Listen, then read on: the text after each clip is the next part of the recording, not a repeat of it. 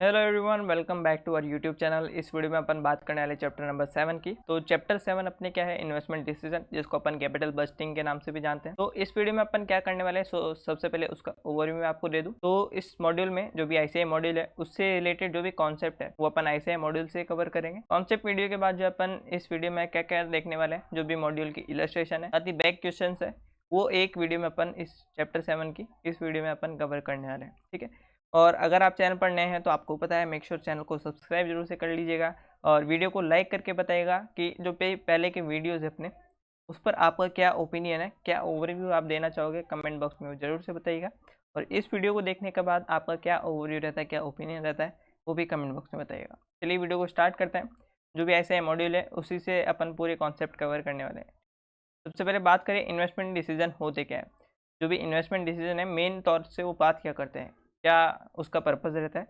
तो investment decision में अपन जो भी पैसा लगाते हैं, ठीक है, कंपनियां जो भी पैसा लगाती है उसका मेन पर्पज़ रहता है कि वो अपने फंड से अपने वेल्थ को मैक्सिमाइज कर पाए, यानी कि ज़्यादा से ज़्यादा उससे रिटर्न ले पाए, जिससे उनकी वेल्थ जो है ज़्यादा से ज़्यादा हो सके। तो ये मेन पर्पज़ रहता है कि अपने जो फंड है उसको मैक्सिमम यूटिलाइज कैसे किया जाए, जिससे अपनी वेल्थ भी जो है मैक्सिमाइज हो पाए। ठीक है, तो इन्वेस्टमेंट डिसीजन का ये होता है main purpose.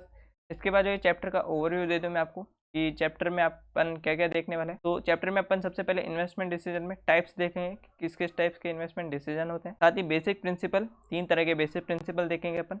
Block of asset, finance cost को अपन को लेना है नहीं लेना, और पोस्ट टैक्स प्रिंसिपल। ठीक है, ये 3 मेन प्रिंसिपल होते हैं जो कि आगे जाकर अपन डिटेल से देखने वाले हैं। इसके बाद जो है कैपिटल बस्टिंग इन स्पेशल केसेस, वो कैसे अपन कवर करते हैं वो भी आगे जाकर देखने वाले हैं। इसके बाद जो मेन टेक्निक्स होती है आपकी, जो पूरे चैप्टर इन टेक्निक्स पर बेस करता है। ठीक है, इन्हीं में से आप क्वेश्चंस भी देखने को मिलेंगे। ये टेक्निक्स अपन जो है एक एक करके आगे जाके देखने वाले हैं। इनमें से कुछ का अगर मैं आपको नाम बताना चाहूँ तो कुछ होती है यहाँ पर डिस्काउंटेड टेक्निक्स और कुछ होती है नॉन डिस्काउंटेड टेक्निक्स, जिसमें अपन देखने वाले हैं payback, ARR, NPV, profitability index, IRR, MIRR और डिस्काउंटेड पेबैक पीरियड। ये कुछ टेक्निक्स है जो कि आगे जाकर अपन देखेंगे। ठीक है, तो इंट्रोडक्शन मैंने आपको बता दिया है कैसे चैप्टर में अपन क्या क्या चीज़ें देखने वाली है। और पहला पॉइंट अगर अपन देखें कि कैपिटल बस्टिंग में क्या क्या इन्वॉल्व होता है, तो कैपिटल बस्टिंग में अपन आइडेंटिफिकेशन करते हैं, मतलब जो भी प्रोजेक्ट अपन को सेलेक्ट करना है वो चीज़ का आइडेंटिफिकेशन किया जाता है। उसका एस्टिमेशन देखा जाता है कि कितने उसमें खर्चे लगने वाले, कितना उससे इनफ्लो होने वाला अपन को। तो वो चीज़ें यहाँ पर आफ्टर टैक्स जो है, पोस्ट टैक्स जिसको बोला जाता है, वो चीज़ कंसिडर करके अपन देखते हैं। फिर उसके बाद जो है सिलेक्शन का डिसीजन लिया जाता है कि जिस भी प्रोजेक्ट में अपन को मैक्सिमम रिटर्न देखने को मिले वो चीज़ अपन, वो प्रोजेक्ट अपन सेलेक्ट कर लेते हैं। अब मेन पर्पज़ क्या होता है, देखिए ये जो मैं आपको टॉपिक पढ़ा रहा हूँ ये थ्योरेटिकल पॉइंट ऑफ व्यू से ही है, ज़्यादा प्रैक्टिकल पॉइंट ऑफ व्यू में ये चीज़ें आपको काम नहीं आने वाली। जहाँ से मैं आपको बताऊँगा कि प्रैक्टिकल पॉइंट ऑफ व्यू से यहाँ से आपको समझना है वो चीज़ आप समझ के चलोगे। ठीक है, तो ये नॉर्मली मैं आपको छोटा छोटा ओवरव्यू दे दूँ इसका। पहला यहाँ पर बात की गई सब्सटेंशियल इन्वेस्टमेंट। तो सब्सटेंशियल इन्वेस्टमेंट यानी कि आपको लॉन्ग टर्म ऑब्जेक्टिव को ध्यान में रखते हुए आपको इन्वेस्टमेंट करने पड़ते हैं। ठीक है, वो कैपिटल बस्टिंग डिसीजन में ही अपन को, मतलब इन्वेस्टमेंट तो नॉर्मली इस चैप्टर से रिलेटेड एक मेन प्रिंसिपल ही है। ठीक है, और ये रिलेट करता है अपने लॉन्ग टर्म पीरियड से, क्योंकि इससे अपना लॉन्ग टर्म पीरियड इफेक्ट होता है। क्योंकि ज़्यादा इन्वेस्टमेंट चाहिए तो वो ज़्यादा इन्वेस्टमेंट अपने लॉन्ग टर्म पर्पज़ को देख कर ही किया जाता है। इसके बाद इरिवर्सिबिलिटी, इसमें अपन क्या बात करते हैं कि एक बार जो आपने इन्वेस्टमेंट डिसीजन ले लिया उसको आप वापस से रिवर्स नहीं कर सकते। मतलब जो आपने एक चीज़ में इन्वेस्टमेंट कर दिया जिस भी प्रोजेक्ट में, उस चीज़ को आप वापस से रिवर्स नहीं कर सकते, वापस से मतलब एक तरह से उसको वापस से कैंसिल नहीं कर सकते। तो ये इरिवर्सिबिलिटी वाला डिसीजन अपन को बताता है। फोर्थ आता है अपने पास कॉम्प्लेक्स डिसीजन, क्योंकि इस तरह के जो डिसीजन लिए जाते हैं वो एक तरह से प्रेडिक्ट करना थोड़ा वो डिफ़िकल्ट रहता है। उसको अपन बिल्कुल एक्यूरेट प्रेडिक्ट नहीं कर सकते कि जो अपन ने प्रेडिक्शन किया है वही जो उसका एक्चुअल रिजल्ट निकल कर आने वाला है। तो ये कॉम्प्लेक्स डिसीजन होते हैं। ठीक है, इसके बाद जो है ये अपने कुछ हो चुके हैं यहाँ पर। अब नेक्स्ट जो अपन पढ़ने वाले हैं capital budgeting process. Capital budgeting process भी आपके थ्योरेटिकल पॉइंट ऑफ व्यू से ही है, प्रैक्टिकल पॉइंट ऑफ व्यू से नहीं है ज़्यादा। ठीक है, एक तरह से नॉर्मल जो है ओवरव्यू बताया हुआ है कि कैसे कैसे आप स्टेप्स जो है कैपिटल बस्टिंग में करने के लिए लेते हो। तो सबसे पहले प्लानिंग की जाती है, फिर प्लानिंग करने के बाद अपन एवेल्यूशन करते हैं कि कौन सा प्रोजेक्ट अपने लिए बेस्ट होगा, उसमें से उसको सेलेक्ट किया जाता है, फिर उसको इम्प्लीमेंट कर दिया जाता है, मतलब उसको लागू कर दिया जाता है। फिर इसके बाद जो है जैसे जैसे वो प्रोजेक्ट चल रहा है उसको उस पर कंट्रोल भी किया जाता है। ठीक है, अपन उससे फीडबैक लेके वगैरह उस पर कंट्रोल रखते हैं फिर एंड में जो है उसका रिव्यू देखा जाता है कि प्रोजेक्ट सक्सेस की ओर जा रहा है या फिर फेलियर की ओर जा रहा है, वो चीज़ अपन रिव्यू के माध्यम से पता करते हैं। ठीक है, तो ये आप यहाँ पर भी पढ़ सकते हो कि आइडेंटिफिकेशन करते हैं सबसे पहले पोटेंशियल जो भी अपॉर्चुनिटीज़ अपने पास आती है वो प्लानिंग डिसीजन में अपन कवर करते हैं। इसके बाद जो डिटरमाइन करते हैं कौन सी प्रपोजल में अपन को जाना चाहिए। ठीक है, और टेक्निक्स वगैरह लगाई जाती है, उसके माध्यम से अपन किसी प्रोजेक्ट को सेलेक्ट करते हैं जिससे अपनी मैक्सिमम हो सके वेल्थ। ठीक है, इसके बाद जो इम्प्लीमेंट कर दिया जाता है उसको, इसके लिए इम्प्लीमेंट करने के लिए अपन को क्या क्या चाहिए, फंड चाहिए, एसेट्स वगैरह परचेज करनी होती है। इसके बाद जो है जो लास्ट सेकेंड है उसमें कंट्रोल किया जाता है, फीडबैक देखे जाते हैं कि कैसे रिपोर्ट्स वगैरह है उसके हिसाब से कैसा परफॉर्मेंस चल रहा है। ठीक है, वो चीज़ें यहाँ पर कंसिडर की जाती है। फिर एंड में उसका रिव्यू देखा जाता है कि जो प्रोजेक्ट जा रहा है वो सक्सेस की ओर जा रहा है या फिर फेलियर की ओर जा रहा है। ठीक है, तो इस तरह से कुछ ओवरव्यू अपन ने देख लिया है। अब यहाँ से जो यहाँ पर कुछ प्रैक्टिकल कॉन्सेप्ट से रिलेटेड आपके जो टॉपिक्स है वो कवर होने स्टार्ट हो जाएंगे, तो यहाँ से आपको अच्छे से ध्यान देना है। सबसे पहले बात की गई types of capital investment decision, मतलब किस किस तरह के इन्वेस्टमेंट डिसीजन आपको यहाँ पर देखने को मिलेंगे। तो नॉर्मली दो टाइप्स के आपको देखने के मिलते हैं कि सबसे पहले एग्जिस्टेंस के बेसिस पर और एक सिचुएशन के बेसिस पर। एग्जिस्टेंस के बेसिस पर देखें तो जब भी एक फर्म एग्जिस्ट करती है तो वो तीन बातों पर डिपेंड करता है कि उसने रिप्लेसमेंट किया या फिर मॉडर्नाइजेशन डिसीजन लिया है, या फिर उसने एक्सपेंशन डिसीजन लिया है, या फिर डाइवर्सिफिकेशन डिसीजन लिया है। तो ये फर्म का एग्जिस्टेंस ये तीनों डिसीजन डिसाइड करते हैं। सेकंड अपन देखेंगे सिचुएशन के बेसिस पर कि कौन सी सिचुएशन है जिसमें अपन प्रोजेक्ट को सेलेक्ट करने से रिलेटेड बात करते हैं कि प्रोजेक्ट म्यूचुअली एक्सक्लूसिव है, एक्सेप्ट रिजेक्ट वाले डिसीजन या फिर कॉन्टीजेंट डिसीजन वाले प्रोजेक्ट है। ठीक है, तो ये अपन देखने वाले आगे एक एक करके। सबसे पहले बात करेंगे एग्जिस्टेंस के बेसिस पर। ठीक है, एग्जिस्टेंस के बेसिस पर सबसे पहला जो निकल कर आता है कि रिप्लेसमेंट या फिर मॉडर्नाइजेशन। इसमें क्या करते हैं, जो भी अपनी एसेट है, जो भी अपनी इन्वेस्टमेंट है जिसमें अपन स्टार्टिंग में इन्वेस्टमेंट करते हैं, जैसे कि प्लांट एंड मशीनरी अपन ले लो, तो प्लांट एंड मशीनरी का आपको रिप्लेस करना चाहिए, उसमें कुछ अपग्रेड करके उसको यूज़ ले लेना चाहिए वापस। ये डिसीजन इसमें लिया जाता है। नेक्स्ट अपन देखेंगे एक्सपेंशन डिसीजन। एक्सपेंशन डिसीजन में क्या किया जाता है कि कंपनी जो है यहाँ पर सेम प्रोडक्ट लाइन में अगर ग्रोथ करना चाहती है, सेम प्रोडक्ट लाइन मतलब उसी मार्केट में अपन ग्रो करना चाह रहे हैं, उसी प्रोडक्ट लाइन में अगर अपन ग्रो करना चाह रहे हैं, वो अपन एक्सपेंशन डिसीजन के अंतर्गत कवर करते हैं। और इसी से सिमिलर थोड़ा, पर इससे थोड़ा डिफरेंट भी होता है कि डाइवर्सिफिकेशन डिसीजन, जिसमें अपन क्या करते हैं, जो ग्रोथ का नेचर है वो तो सेम रहता है, पर जो कंपनी ग्रोथ करना चाहती है वो किस वे से करना चाहती है, डिफरेंट प्रोडक्ट डिफरेंट मार्केट से। ठीक है, तो उसको अपन डाइवर्सिफिकेशन डिसीजन भी कहते हैं। ठीक है, ये चीज़ आप ऐसे में भी पढ़ोगे और एक्सपेंशन डिसीजन डाइवर्सिफिकेशन वगैरह आप अच्छे से वहाँ पर डिटेल से देखोगे। सेकेंड अपन देखेंगे कि on the basis of situation, कि सिचुएशन के बेसिस पर कैसे कैसे डिसीजन। फर्स्ट इसमें निकल कर आता है म्यूचुअली एक्सक्लूसिव। अब देखिए म्यूचुअली एक्सक्लूसिव क्या होता है कि हर प्रोजेक्ट जो है, जो भी प्रोजेक्ट अपन देख रहे हैं उसमें हर एक प्रोजेक्ट का जो है सिंगल, मतलब एक को अगर सेलेक्ट करना है अपन को, दूसरे को वहाँ पर रिजेक्ट करना होगा। ठीक है, एक्सेप्टेंस ऑफ वन प्रपोजल, उसमें क्या बताता है कि वो एक्सक्लूड कर देता है अदर ऑल्टरनेटिव प्रपोजल को, मतलब दूसरे वहाँ पर से एक्सक्लूड हो जाएंगे। ठीक है, तो इस तरह के म्यूचुअली एक्सक्लूसिव डिसीजन पाए जाते हैं, जिसमें सेमी ऑटोमेटिक भी, मतलब ये आगे जाकर आप देखोगे। ठीक है, ये एक तरह से क्वेश्चन में जो लाइन बनती है वो चीज़ आपको यहाँ पर डिफाइन करिए। इसके बाद जो एक्सेप्ट रिजेक्ट डिसीजन है, इसमें अपन क्या करते हैं, प्रोजेक्ट होते हैं यहाँ पर इंडिपेंडेंट, मतलब एक प्रोजेक्ट का दूसरे प्रोजेक्ट से कोई भी रिलेशन नहीं होता है। मतलब एक अगर आपको किसी चीज़ में इन्वेस्टमेंट करने को कह रहा है, ठीक है, और दूसरा चीज़ हो सकता है आपको किसी प्रोडक्ट को बनाने के लिए डिसीजन हो। ठीक है, ये ऐसे अलग अलग प्रोजेक्ट हो सकते हैं। ठीक है, तो उसमें एक्सेप्ट रिजेक्ट वाला डिसीजन चलता है, जिसमें एक को, मतलब जो डिसीजन लिया जाता है वो रिटर्न के बेसिस पर लिया जाता है। जहाँ भी आपको मैक्सिमम रिटर्न देखने को मिल रहा है, हाई रिटर्न देखने को मिल रहा है, वो चीज़ आप एक्सेप्ट कर लोगे और बाकी को रिजेक्ट करोगे। नेक्स्ट आता है अपने पास कॉन्टीजेंट डिसीजन। अब देखिए कॉन्टीजेंट डिसीजन इन दोनों से डिफरेंट होता है। वो कैसे होता है कि इसमें जब एक प्रोजेक्ट को अपन सेलेक्ट करते हैं, जब उसमें इन्वेस्टमेंट करने के अपन सोच लेते हैं, तो अपन एक्सेप्ट कर लिया, उसके बाद जो अपन को और चीज़ों में भी इन्वेस्टमेंट करना पड़ता है। इसका एक नॉर्मली एग्जांपल दिया हुआ है कि आप रिमोट एरिया में मान के चलो एक फैक्ट्री सेटअप का आपको प्रोजेक्ट मिला है, तो आप क्या करोगे, वहाँ से जो वहाँ का जो इंफ्रास्ट्रक्चर है उसमें भी आपको इन्वेस्टमेंट करना पड़ेगा, क्योंकि फैक्ट्री सेटअप करने के लिए आपको जो है एम्प्लॉयज़ वगैरह चाहिएगी, रोड वगैरह अच्छी चाहिए होगी, वहाँ पर हाउसेज चाहिए होंगे, तो इन चीज़ों में भी यहाँ पर इन्वेस्टमेंट एक तरह से ज़रूरी हो जाता है। ठीक है, तो एक जो प्रोजेक्ट है उसको एक्सेप्ट करना उसका इफेक्ट जो है दूसरी चीज़ों में भी इन्वेस्टमेंट पे आ रहा है, तो वो चीज़ अपन कॉन्टिजेंट डिसीजन में लेके चलते हैं, ठीक है। तो इस तरह से अपन ने कवर कर लिया नॉर्मली जो इन्वेस्टमेंट डिसीजन के टाइप्स होते हैं। अब स्टेप्स कौन कौन सी होती है कैपिटल बजटिंग के प्रोसीजर में, ठीक है। ये भी आपके नॉर्मल मतलब ये जो आप ध्यान रखोगे, ठीक है, इसी से अपन आगे जाकर एक एक पॉइंट रिलेट करेंगे अपने क्वेश्चंस में। सबसे पहले अपन एस्टिमेशन करते हैं कैश फ्लो का, जो कि अपन सेक्शन 1 में देखने वाले हैं, ठीक है। Estimation of projected cash flow कैसे डिसाइड किया जाता है, और ये डिसाइड करते हैं अपन उसके लाइफ के बेसिस। सेकंड, उसको इवेल्युएट किया जाता है कि कौन सा अल्टरनेटिव अपने लिए सही रहेगा। थर्ड में अपन डिटरमाइन करेंगे यहाँ पर मिनिमम रेट ऑफ रिटर्न होती है, जिसको WCC का भी नाम दिया जाता है।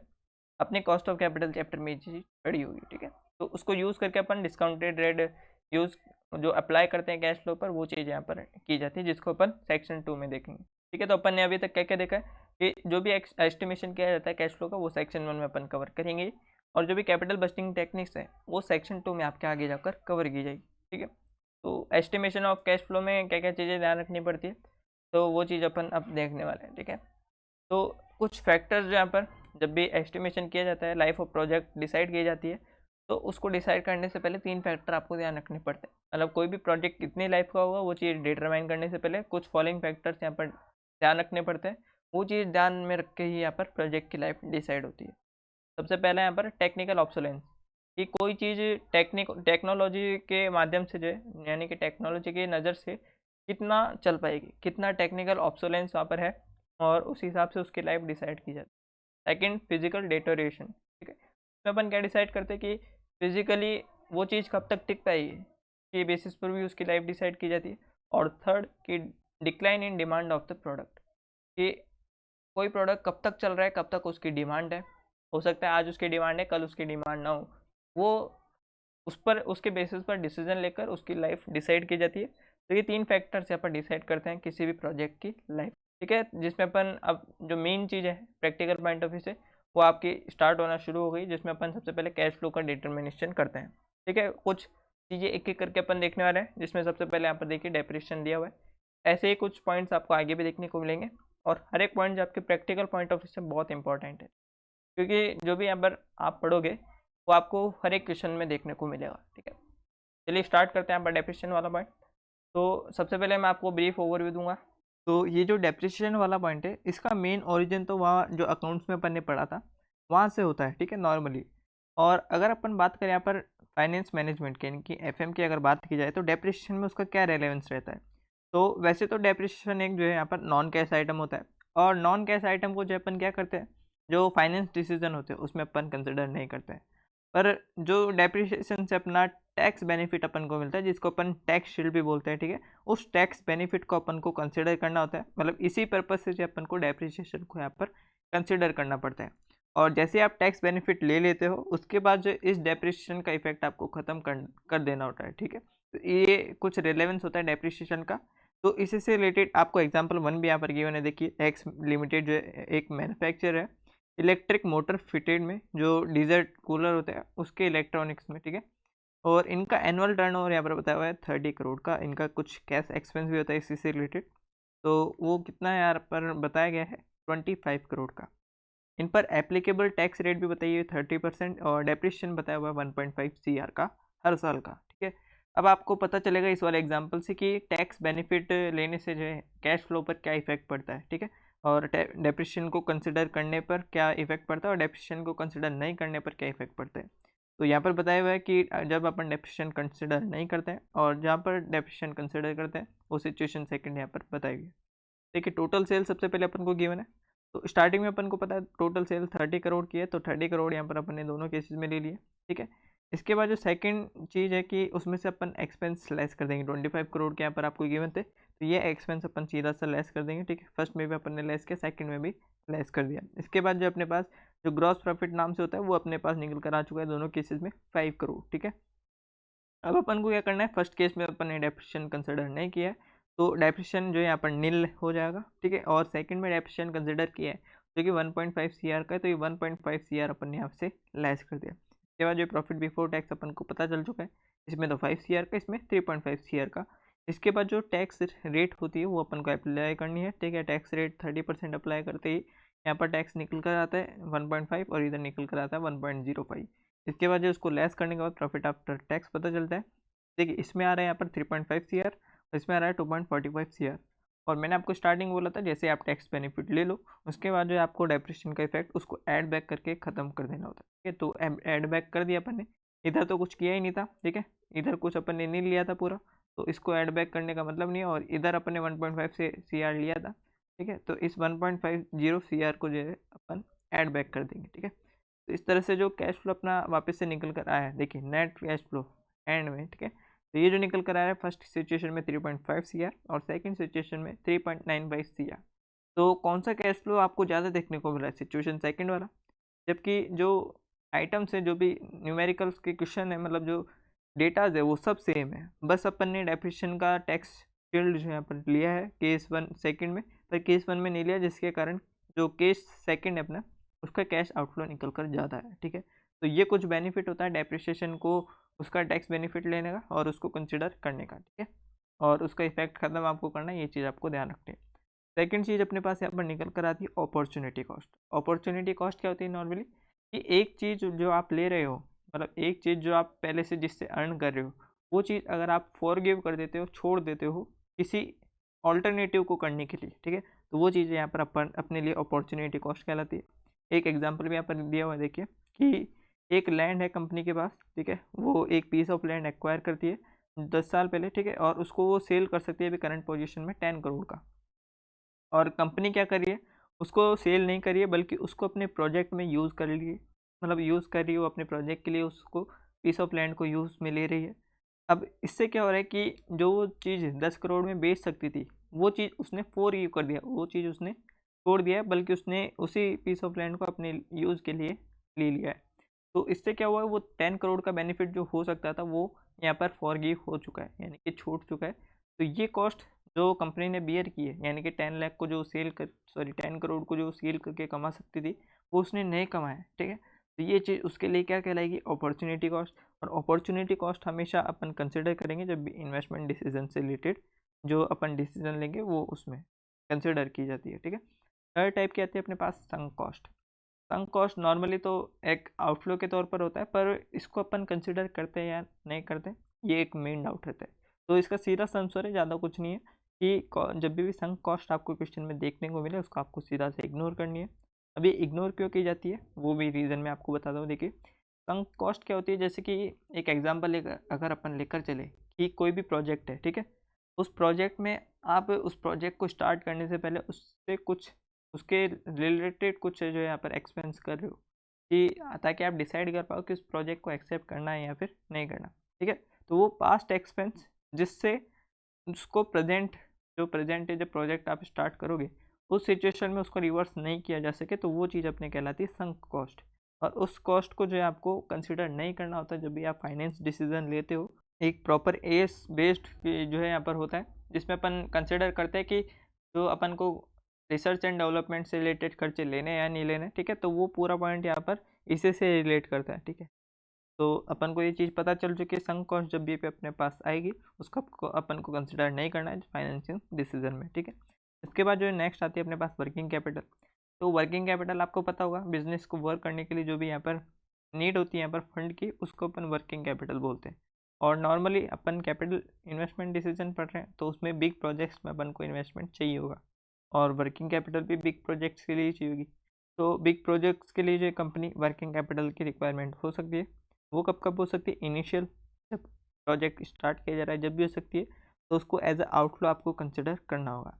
पर जब भी एंड ऑफ ईयर आएगा, जो प्रोजेक्ट का एंड ईयर होगा, तब वो जो भी वर्किंग कैपिटल आपने लगाई है वो रिलीज़ होगी। ठीक है, उससे क्योंकि पैसे आएंगे अपने पास, तो वो वर्किंग कैपिटल जब भी रिलीज़ होगी उसको एज अ कैश इनफ्लो आपको ट्रीट करना होगा। ठीक है, ये दो चीज़ें ध्यान रखनी है आपको, जब भी स्टार्टिंग में आप वर्किंग कैपिटल लगाओगे तो एज अ आउटफ्लो आपको कंसिडर करना है, पर एंड ऑफ ईयर में जब कुछ भी गिवन नहीं हो, क्वेश्चन में कुछ भी गिवन नहीं है, पूरा पूरा जो है वो कैश इनफ्लो के तौर पर आपके रिलीज़ हो जाएगी।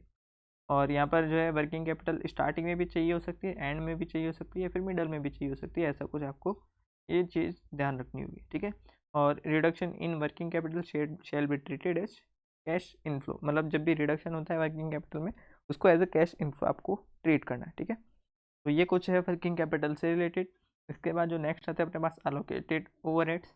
अलोकेटेड ओवरहेड सेम जो कॉस्टिंग में आप पढ़ते हो, ठीक है। कुछ ओवरहेड जो अपन अलोकेट कर देते हैं स्पेसिफिक डिपार्टमेंट पे, फिर उसको चार्ज किया जाता है, सॉरी, कुछ जो ओवरहेड्स होते हैं उसको सबसे पहले अपन अलोकेट कर देते हैं, फिर उसके बेसिस पर उसको चार्ज किया जाता है हर एक डिपार्टमेंट से, ठीक है। तो वही चीज़ यहाँ पर बताई गई कि ये जो चार्ज किया जाएगा जो अलोकेटेड ओवरहेड से, उनको रैशनल बेसिस पर डिवाइड किया जाएगा हर एक डिपार्टमेंट में, जैसे कि machine hours, labour hours, direct material consumption. तो उसका रेशनल बेसिस ये हो जाता है और उसी बेसिस पर इनको डिवाइड किया जाएगा, ठीक है। ये भी आपको क्वेश्चंस में देखने को मिलेंगे, ये एज ए आपको आउटफ्लो क्वेश्चन में कंसिडर करना है। नेक्स्ट अपने जो आता है एडिशनल कैपिटल इन्वेस्टमेंट।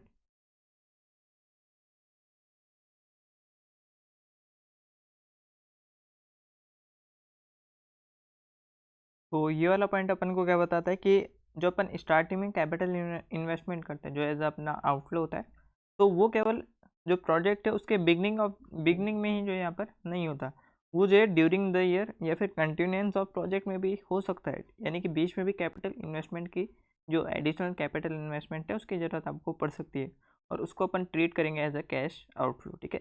तो ये पीरियड के हिसाब से, टाइम पीरियड के हिसाब से जो भी प्रोजेक्ट है उसके हिसाब से देखा जाता है, और अगर रिक्वायरमेंट होती है बीच में तो एडिशनल कैपिटल इन्वेस्टमेंट भी किया जाता है, ठीक है। इसके बाद जब अपन कैटेगरी देखेंगे कैश फ्लो, जो स्टार्टिंग में अपना सेक्शन 1 का, ठीक है, मेन टॉपिक था, कैश फ्लो की कैटेगरीज कितने टाइप्स की होती है। तो ये डिपेंड करता है कि कैसा आपका प्रोजेक्ट है, रिप्लेसमेंट वाला प्रोजेक्ट है या फिर कुछ नया प्रोजेक्ट है, फ्रेश प्रपोजल है, ठीक है, एक्सपेंशन के डिसीजन है आपके, तो वो डिसीजन के बेसिस पर ये डिपेंड करता है। तो सबसे पहले अपन बात करते हैं इनिशियल कैश आउटफ्लो, यानी कि स्टार्टिंग में जो कैश आउटफ्लो आपको करना होता है वो कैसा कैसा हो सकता है। तो इसमें फर्स्ट पॉइंट आपके दिया हुआ है, जो कि कौन सा अपन ने डिसीजन देखा था, एक्सपेंशन डिसीजन, उसी के बेसिस पर है। और ये प्रपोजल कैसा है, बिल्कुल फ्रेश प्रपोजल है, नया प्रपोजल है, जो बिल्कुल मतलब स्टार्टिंग से स्टार्ट होता है, ठीक है। तो अपन क्या करेंगे, सबसे पहले कुछ एसेट्स में अपन को इन्वेस्टमेंट करना पड़ता है, तो वो चीज़ें एसेट अपन खरीदेंगे, उससे रिलेटेड जो भी इंस्टॉलेशन या फिर सेटअप कॉस्ट होती है वो उसी एसेट की कॉस्ट में ऐड हो जाती है। और जो भी वर्किंग कैपिटल होती है, मैंने आपको स्टार्टिंग में बोला था कि वर्किंग कैपिटल चाहिए होती है फर्म जो कंपनी है, ठीक है, किसी भी प्रोजेक्ट को स्टार्ट करने के लिए, तो वो एज ए आपको क्या कंसिडर करना है, जो मैंने आपको बताया था कि एज अ आउटफ्लो आपको कंसिडर करना होता है वर्किंग कैपिटल को।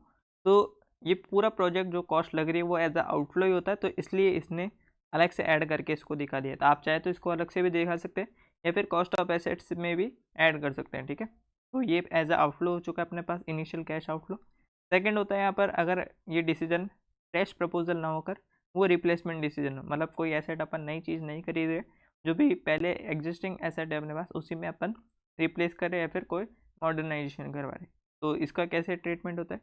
इसका इनिशियल कैश आउटफ्लो उसको कैलकुलेट किया जाता है जैसे कि कॉस्ट ऑफ न्यू एसेट है, वो चीज़ अपन देख लेते हैं, उसमें ये तो चीज़ ऐड होगी सेटअप कॉस्ट वगैरह, और ऐड या लेस होगी जो भी एडिशनल या फिर इंक्रीजिंग हो सकती है या फिर डिक्रीजिंग हो सकती है, इसको अपन इंक्रीमेंटल भी बोल सकते हैं। तो वो जाकर आगे जाकर अपन देखेंगे, ठीक है। तो incrementally net working capital, sorry working capital जो है वो इंक्रीमेंटल है या फिर डिक्रीज है, डिक्रीमेंटल है, वो चीज़ अपन ऐड या लेस कर देते हैं। फिर लेस करेंगे जो भी नेट प्रोसीड है from sale of old asset, अगर ओल्ड एसेट को अपन बेच रहे हैं, ठीक है, तो वो चीज़ यहाँ पर आउटफ्लो हो जाएगी। और ऐड या लेस कर देंगे जो भी टैक्स एक्सपेंस उसके कारण से अपन को सेविंग हुई है या फिर टैक्स एक्सपेंस से अपन को लॉस हुआ है, ठीक है। सेविंग कैसे होगी, अगर आप किसी चीज़ को प्रॉफिट में बेच रहे हो एसेट को, उससे आपको टैक्स सेविंग होगी, सॉरी टैक्स लॉस होगा। और अगर कोई चीज़ आप लॉस में बेच रहे हो तो उससे आपको टैक्स सेविंग होगी, ठीक है। जिस तरह से टैक्स एक्सपेंस भी डिपेंड करता है, ऐड होगा या लेस होगा, वो उसके सेविंग या लॉस पर डिपेंड करता है। तो इस तरह से ये पूरा इनिशियल कैश आउटफ्लो इसका निकल जाता है, ठीक है। क्या करा अपन ने, जो भी उसकी कॉस्ट थी स्टार्टिंग की उसमें अपन ने ऐड लेस किया है, जो इन्वेस्ट इंस्टॉलमेंट और इंस्टॉलेशन या फिर सेटअप कॉस्ट लगती है उसमें एडलेस करा है, जो भी इंक्रीमेंटल या फिर डिक्रीमेंटल वर्किंग कैपिटल है उसमें net proceed of sale of old asset और उसे टैक्स एक्सपेंस में सेविंग हुई है फिर लॉस हुआ है, ये चीज़ अपन कंसिडर करते हैं। ये अपन ने स्टार्टिंग वाले पॉइंट देख लिया कि स्टार्टिंग में कैश फ्लो आपको कैसे डिटरमाइन करना है। इसके बाद जो अपन ने देखा है कि बीच में भी कभी कभी इन्वेस्टमेंट की रिक्वायरमेंट पड़ जाती है, इंटरिम कैश फ्लो आपको कैसे निकालना है, तो वही चीज़ यहाँ पर बताई है कि नया प्रोजेक्ट है, अगर बिल्कुल फ्रेश प्रोजेक्ट है कम्प्लीटली, तो उसमें प्रॉफिट आफ्टर टैक्स आप लोगे उसमें ऐड करोगे, जो भी नॉन एक्सपेंस है, सॉरी नॉन कैश एक्सपेंस है जैसे कि डेप्रिसिएशन, उसमें एडलेस होगा नेट इंक्रीज या फिर डिक्रीज इन वर्किंग कैपिटल। इससे आपका जो है यहाँ पर interim cash flow for the period निकल कर आ जाएगा, ठीक है। नया प्रोजेक्ट का इंटरिम नेट कैश फ्लो, ठीक है। इसके बाद जो अपन सेकंड केस देखते हैं जिसमें अपन क्या देखते हैं कि वही डिसीजन अगर रिप्लेसमेंट डिसीजन हो तो क्या होगा। तो वही सेम चीज़ कि ऑपरेटिंग रेवेन्यू में इंक्रीज़ हुआ है या फिर डिक्रीज़ हुआ है, वो चीज़ देख लेंगे।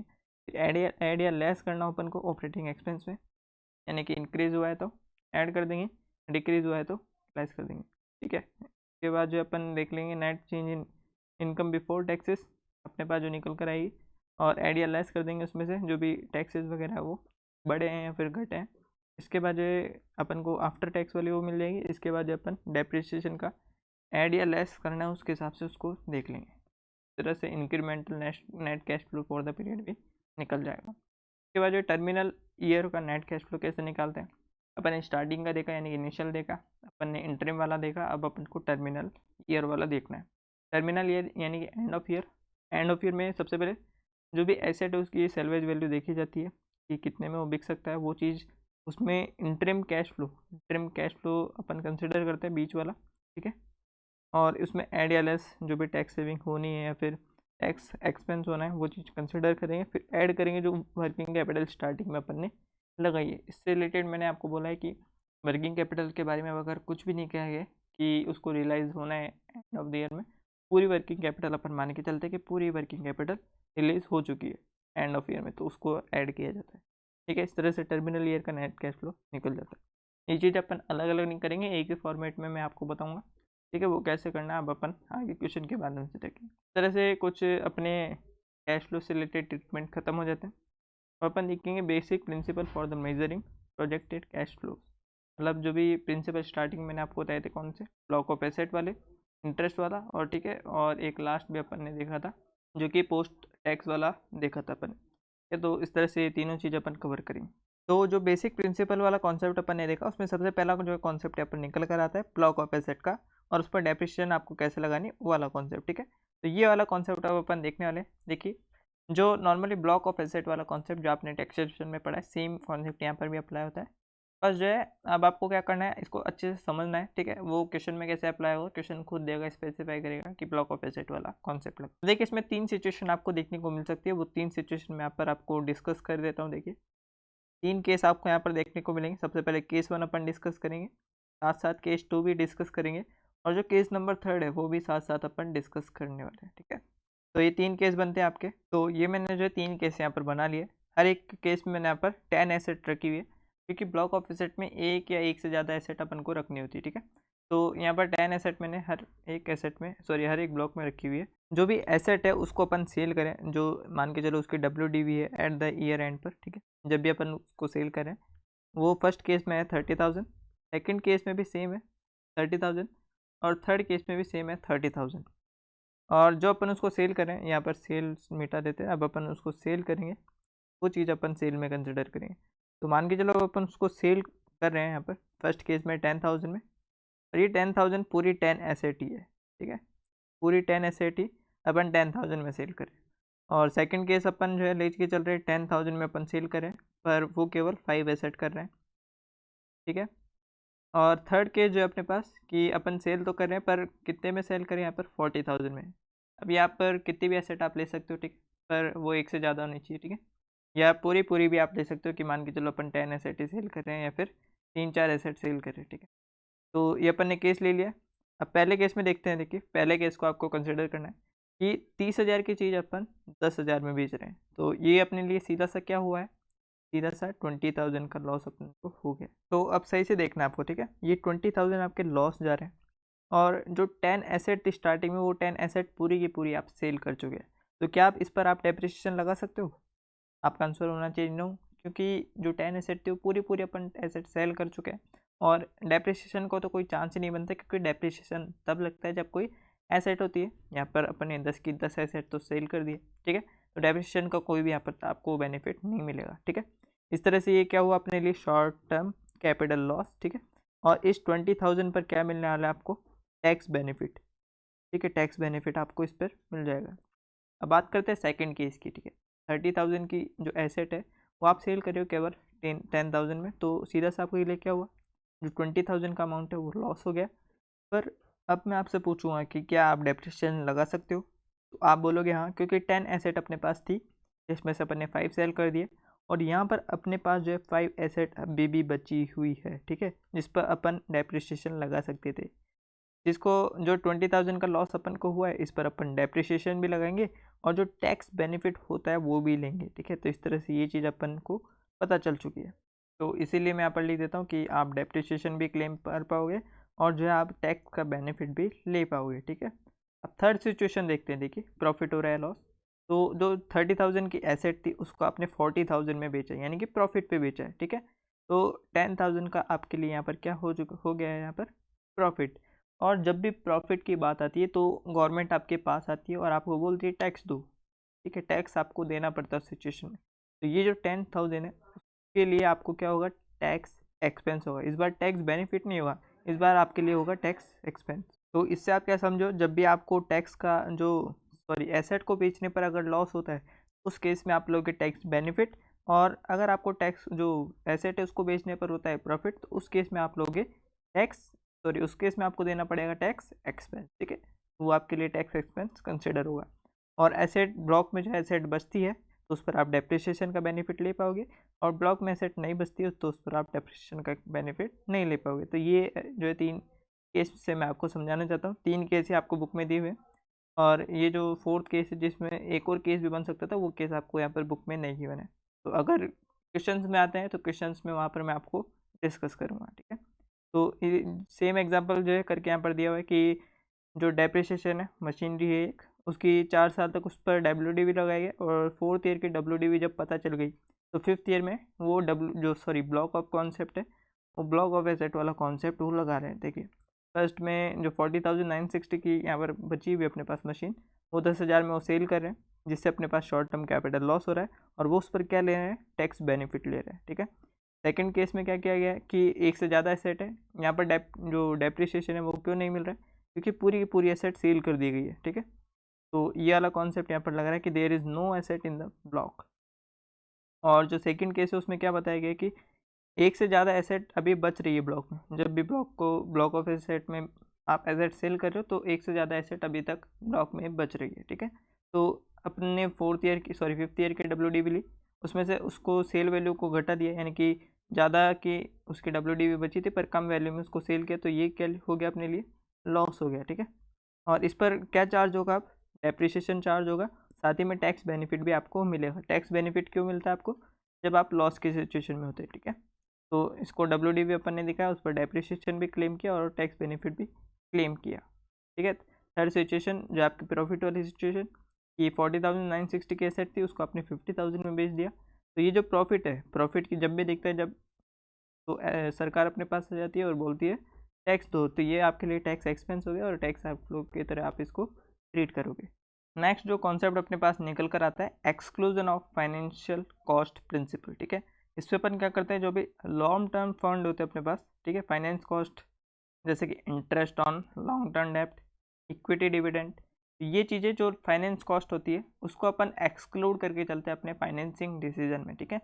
तो ये चीज़ आपको ध्यान रखनी, ये आगे जाकर आपको मैं याद दिलाने वाला हूँ कि इस कॉन्सेप्ट में मैंने आपको यहाँ पर पढ़ाया था, और वो चीज़ वहाँ पर आपको रेफ़र करी जाएगी, ठीक है। तो सीधा सा आपको सिर्फ क्या ध्यान रखना है कि जब भी फाइनेंस कॉस्ट होती है, मतलब इसका जो ट्रीटमेंट रहता है वो 2 वे से हो सकता है, बुक में भी आपको 2 वे बताए हुए, पर मैं जो यहाँ पर कंसिडर करके चलता हूँ अपने क्वेश्चंस में, जब भी अपन क्वेश्चन सॉल्व करेंगे उसमें मैं कंसिडर करके चलता हूँ कि आपको जो एक्सक्लूड करना है सीधा सा फाइनेंस कॉस्ट को। मतलब जब भी आपको फाइनेंस कॉस्ट दिखे, जैसे कि इंटरेस्ट ऑन लॉन्ग टर्म डेप्ट, एक्सपेक्टेड डिविडेंड, ये टर्म आपको दिखे तो इसको आप इग्नोर करते हुए चलोगे, और एक नोट भी आप जो है क्वेश्चन में जब भी आप आंसर लिखोगे तब आप दे सकते हो, ठीक है। तो एक एग्जाम्पल इसका बताया हुआ है, जो अदर वे है जिसको मैं कंसिडर नहीं करता हूँ वो वे भी यहाँ पर बताया हुआ है। देखिए कैसे करते हैं कि हर एक ईयर का, ईयर 1, 2, 3, 4 का आपको जो है प्रॉफिट बिफोर इंटरेस्ट और बिफोर इंटरेस्ट और टैक्स के जो है आपको हर ईयर का प्रॉफिट दिया हुआ है। तो सबसे पहले इसको अपन ने हर ईयर का लिख लिया है यहाँ पर, उसमें से अपन ने लेस किया इंटरेस्ट जो अपन को इग्नोर करना था, ठीक है, इंटरेस्ट यहाँ पर लेस हुआ है। इसके बाद जो अपने पास निकल कर आ चुका है प्रॉफिट बिफोर टैक्स, ठीक है, इसमें से अपन ने लेस किया है टैक्स, तो हर ईयर का टैक्स अपने पास निकल चुका है। इसके बाद जो प्रॉफिट आफ्टर टैक्स आ चुका है। अब देखिए यहाँ पर वापस से ऐड किया गया है इंटरेस्ट आफ्टर टैक्स, क्योंकि इंटरेस्ट अपन ने यहाँ पर लेस किया था वो, ठीक है, वो लेस किया था एक बार तो 5,000 किया था, पर यहाँ पर ऐड क्या हो रहा है, आफ्टर टैक्स वाला इंटरेस्ट, ठीक है। तो ये चीज़ यहाँ पर की गई है, ये वाला ट्रीटमेंट भी आप कर सकते हो। इससे अपने पास क्या आ जाएगा, प्रॉफिट आफ्टर टैक्स, जो एक्सक्लूड करता है फाइनेंस कॉस्ट को यानी कि इंटरेस्ट को। इस तरह से profit after tax excluding financial cost अपने पास ऐसे निकल कर आ चुका है। अब जो मैं ट्रीटमेंट करता हूँ उसमें मैं क्या करता हूँ कि profit before interest and tax अपन को पता ही है, सीधा से उसमें से टैक्स लेस कर दो, यानी कि इंटरेस्ट को पूरा पूरा इग्नोर कर दो। इससे आपका profit after tax excluding financial cost निकल कर आ जाएगा। ठीक है, इसके बाद जो है नेक्स्ट जो कॉन्सेप्ट आता है पोस्ट टैक्स प्रिंसिपल, जिसमें अपन क्या करते हैं, जो भी सेल्स रहती है उसमें से वेरिएबल कॉस्ट घटाओ, जो कंट्रीब्यूशन आपके पास आएगा उसमें से फिक्स कॉस्ट, चाहे से वेरिएबल हो चाहे से डेप्रिसिएशन हो, सॉरी फिक्स कॉस्ट जो इंटरेस्ट वगैरह को हटाते हुए और साथ में जो डेप्रिसिएशन है वो कंसिडर करते हुए, इससे आपके पास प्रॉफिट आफ्टर टैक्स आ जाएगा, सॉरी प्रॉफिट बिफोर टैक्स आ जाएगा, उसमें से टैक्स घटाओ। अब ये टैक्स घटाने का कॉन्सेप्ट यहाँ पर प्रॉफिट आफ्टर टैक्स का कॉन्सेप्ट कहलाता है कि जब भी आप जो है प्रॉफिट निकाल रहे हो तो उसको आफ्टर टैक्स से आपको निकालना होगा। ठीक है, तो ये प्रॉफिट आफ्टर टैक्स अपने पास आ गया और डेप्रिसिएशन अपन उसका टैक्स बेनिफिट लेके उसको वापस ऐड ऑन कर देते हैं, इसलिए ऐड करके जो CFAT निकल कर आता है वो चीज़ अपन हर एक इलस्ट्रेशन में निकालेंगे। ठीक है, तो ये पोस्ट टैक्स प्रिंसिपल बताता है। तो 3 प्रिंसिपल अपने पास हो गए।